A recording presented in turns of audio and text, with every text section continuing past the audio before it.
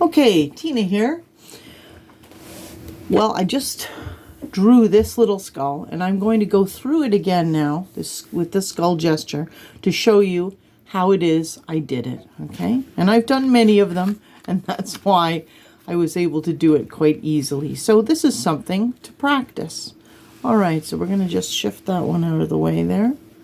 Okay, I'm going to be holding my pencil loosely. I hold my pencil like this. I know there's different ways of doing it, but however you might do it, I want you to try to keep contact with the paper with your little finger. So I am actually tracing the shape that I will be drawing before I actually draw it. So I am sculpting on the paper, okay? This way I'm not sort of diving in from above, and that's much harder, so having contact with the paper, with the pinky, not the whole side of the hand, because then that doesn't allow me to move much, and then I'm covering what I'm drawing. So I'm actually using my whole arm for this, nice and loose. So here we go. All right, get ready.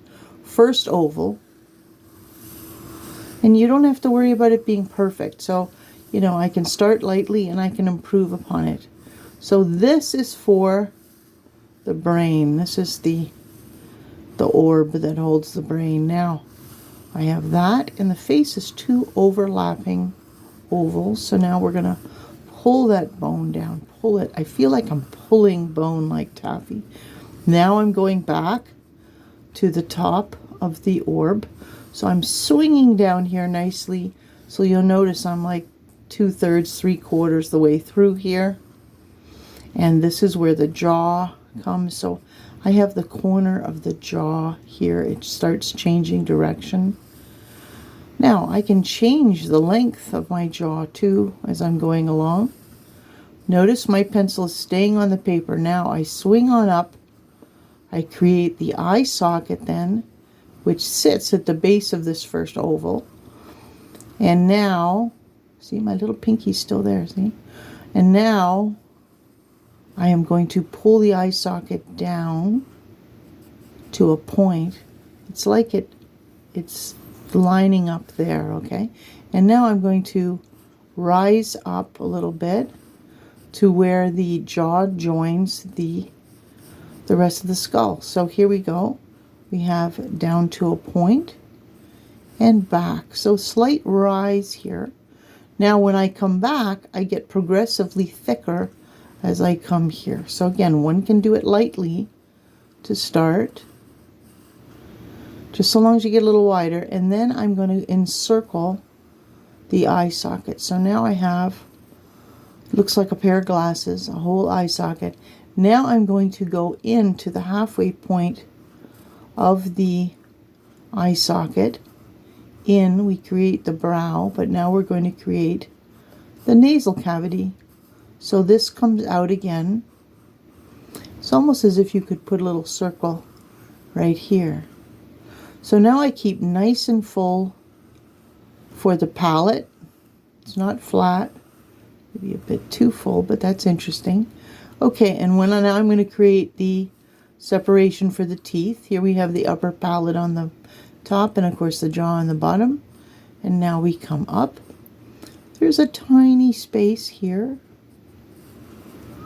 Okay, and we've got the whole thing now. So now we can go and strengthen it. So I'm feeling the forms, right? It's an illusion. I'm creating something three-dimensional on a flat plane. And I can take some away if I like. So now I'm going to carve some away. But I'm feeling the rhythm of this form. And now, boy, the back of the head just looks like a balloon. So I'm going to take some more off. So we can just shade that away.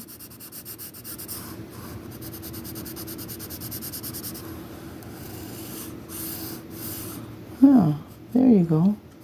See, so rhythm and form, which is just easier to do if you keep your instrument on the paper.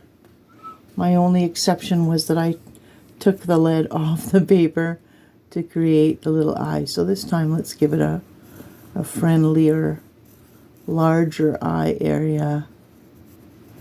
There, nothing scary about that at all. Okay, so there we go.